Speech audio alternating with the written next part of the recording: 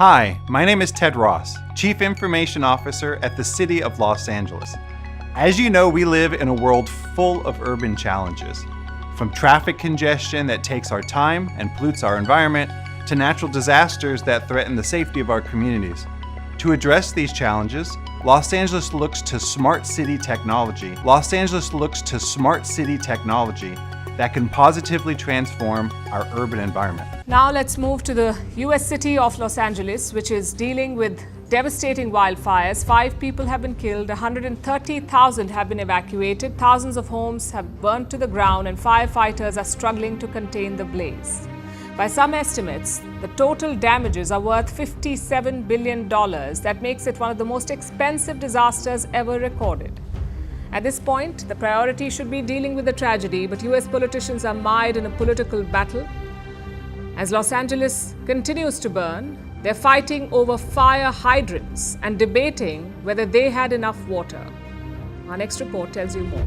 Welcome to the Hollywood Hills, a legendary neighborhood in the heart of Los Angeles. It's home to countless celebrities, a front row view of the world's most influential studios, and the iconic Hollywood sign. But tonight, it's not the lights of Tinseltown that are shining bright, it's the glow of destructive flames. Wildfires are tearing through Los Angeles, leaving devastation in their wake.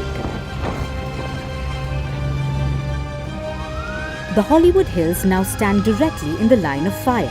Across the city, the devastation is heartbreaking. At least 5 lives have been lost. Over 130,000 people have been forced to flee their homes. Please leave the area. Even the richest and most famous haven't been spared. Prominent celebrities like Paris Hilton and Adam Brody have lost everything. Entire productions have gone dark, the Oscars have delayed their nominations, and a city built on storytelling now grapples with a real-life tragedy. Getting everything, our house is on fire. That's our house. You can tell it's next, and we're getting out. The first flames ignited in the Pacific Palisades.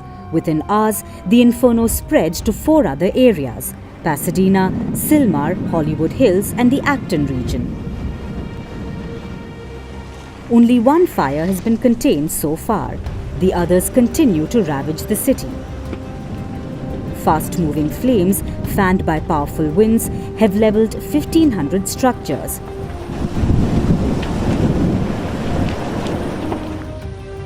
Many of them are multi-million-dollar homes.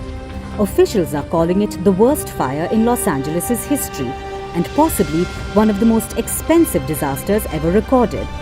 Early estimates put the damage at a staggering $57 billion.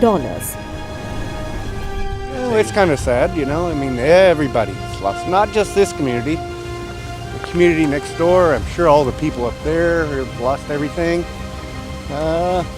It's just pretty devastating. This is pretty devastating.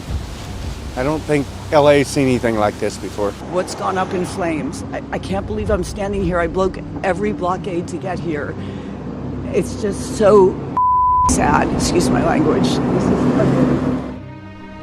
So what caused this devastating fire? You're looking at Area 51. As these fires are going on in Southern California, they are laying something over Area 51. It's then being shot by the NexRad radar system. You can see that clear as day right here. It is then expanding and being dropped right over Southern California. And then take a look at what happens to Area 51. This is totally insane. This is not normal, and this is not birds or bugs. I can promise you that. There is something very odd going on with the military or something that's taking place in Area 51 and then being dropped in the sky, which is then carried over by the jet stream or some sort of wind pattern into Southern California. I talked about this yesterday when we predicted these wildfires based on a northwest anomaly that we saw, again from the NexRad radar system, which then led to insane wildfires in Ventura County. Now we are seeing more and more of this being dumped over Area 51 and then flows into Southern California. What is going on here? And then look at how the NexRad towers go absolutely berserk. There is no chance that this isn't related, my friends. This is now 2 days in a row we have captured this happening over Area 51 and flowing down into Southern California, exactly where these wildfires are. And I know a lot of people will give us a hard time for talking about this, but how can you not? This is not a coincidence whatsoever, and I'm going to continue digging into this to see exactly how long they continue this for. If you look close enough, you can find stuff like this every day on these satellite charts. Alright, so one final time, let's dissect this. Right here, we have it dropped over Area 51, a perfect lineup with where the base is, and just like yesterday, as soon as it's laid out, we have the zap coming from the radar, the same one coming from Nevada right here. Then we have the expansion as it moves into Southern California. Just like yesterday, those radars start going off and crazy, and that's when this disco party begins in Nevada. Check this out. This is just unbelievable to see happening and then have no one point this out. Just as the cloud is getting over Southern California where all the wildfires are, we start seeing the next red towers from different states crisscrossing right over Area 51. Those are where our scalar beams are happening, and this is just insane to watch. You can see that cloud disappear. Los Angeles looks to smart city technology. Los Angeles looks to smart city technology that can positively transform our urban environment. But we do have a superpower.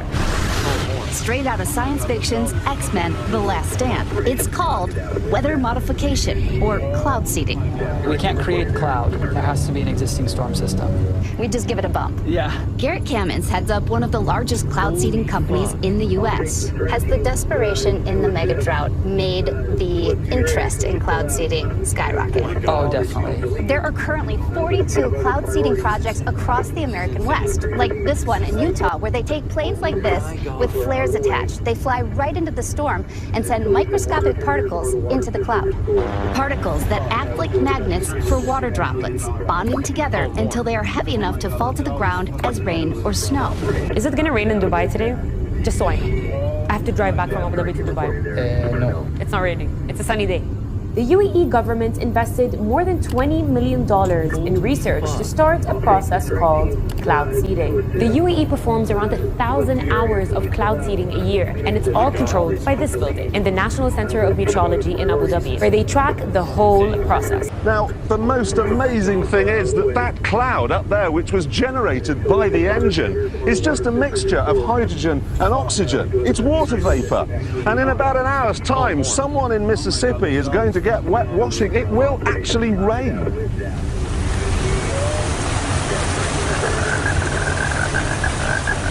I told you, it's raining. That's unbelievable. Oh. NASA's playing God. It's making its own weather.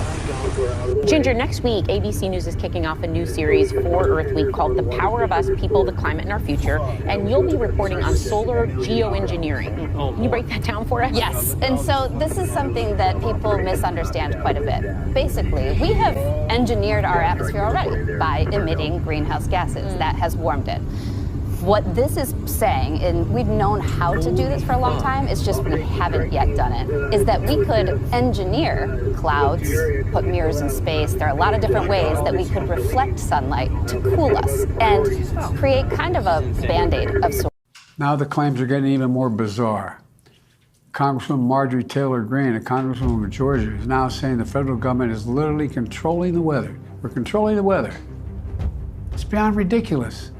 It's got to stop. Many shall be purified and made white and tried, but the wicked shall do wickedly, and none of the wicked shall understand, but the wise shall understand.